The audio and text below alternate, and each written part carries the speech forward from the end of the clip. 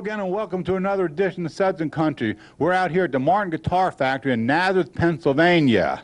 They've been manufacturing guitars since 1833 in the same location. And next to me is Chris Thomas. He is artist relations man, and he's going to tell us what we see in the Martin Guitar Museum, which we're sitting in right now. That's correct, sir. We are in the Martin Guitar Museum, which is affiliated with the Martin Guitar Tour, which is free to the public every day at 1 o'clock, Monday through Friday. And in the museum, you can see an assortment of historical instruments dating back to the 1800s. You get a history of the Martin family. There are guitars on the wall that are here to be played by the public. Anyone who would like to come in and try out a Martin guitar, we have quite an assortment of different models that can be played. And just across the way, there's a gift shop where, Martin guitar, T-shirts and hats can be purchased. Now, the guitars in here, they're all antique guitars, or they're, like you just said, they can come in and take a guitar out of any case and play it, or that some of these are antiques? Right, it's a separate issue. The player guitars are from our current model line, and they hang on the wall over there. Right behind us. Right. There you go. All right, there's the steel guitar one in the front, the steel metal, the aluminum. Aluminum top guitar, right, that we saw a little earlier. And the guitars in the cases are historical pieces.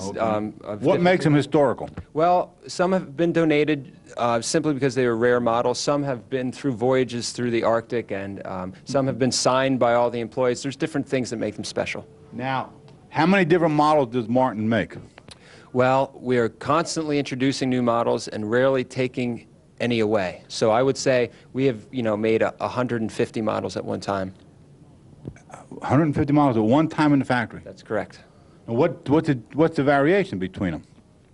Well, different tone woods, different shapes. Sound? Different sizes, tonally, absolutely. Mahogany and rosewood are different sounds. Two totally different animals, sure. And different prices, of course. Okay. Mm-hmm.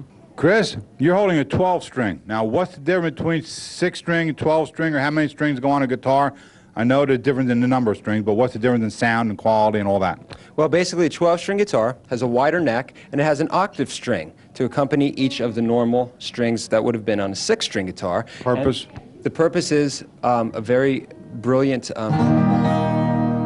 resonant sound that is very favorable to folk musicians. Its volume is much louder and just a different tone. How many of these are sold compared to regular guitars? Well, it's a smaller percentage, as well as our bass guitars, our 4-string guitars. We do manufacture them, and there's a constant flow through the factory, but it's definitely the 6-string Martin that is the most popular. Now, why is there a 4-string and a 6-string and a 12-string? Well, they're all families of the acoustic instrument, the bass guitar for lower tones, the 12-string for different types of special sounds, and the 6-string, of course, for all types of playing. Right.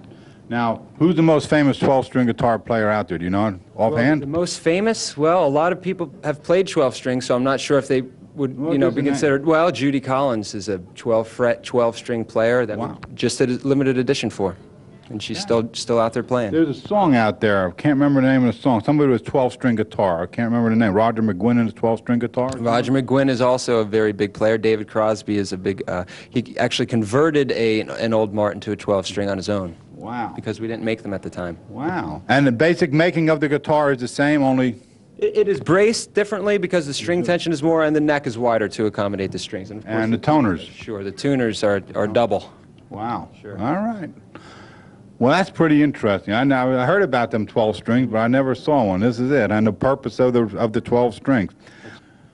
All right, Chris, what do we have a guitar with all the signatures? Whose signatures are they?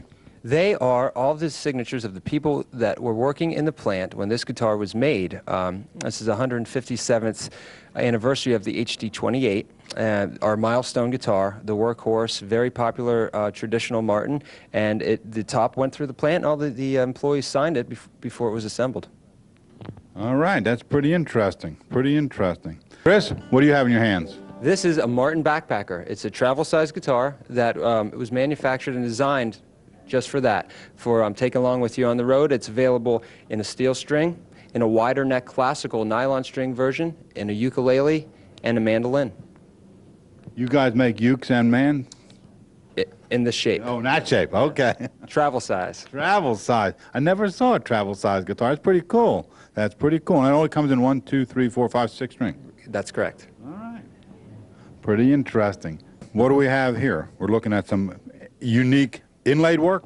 Very unique custom inlay work done on some mandolins that were acquired from Easton around 1902. And the unique mandolin, actually, Martin made mandolins. That is correct, yes. They made them back in the old days. All right, they're pretty unique. All right, Chris, we're closing this edition of Suds and Country. Tell us what's in your hand, because I'm not putting my fingers on it. This is the 750,000th Martin guitar ever made. It's called the Peacock Guitar. It's one of a kind, a design dreamt up by Chris Martin and inlay artist Larry Robinson, and it is called the Peacock Guitar. Has it ever been played? Sure has. Do you know by who? It appears at our trade shows as a display exhibit. Wow, 750,000th guitar. Right. And what's different about this guitar than any other guitar? Well, basically the inlay, sure, the pearl inlay, including all sorts of gems and gold and different types of pearl. Can I ask you a personal question? What's it worth? About $350,000. Now, what are the price ranges of the Martins?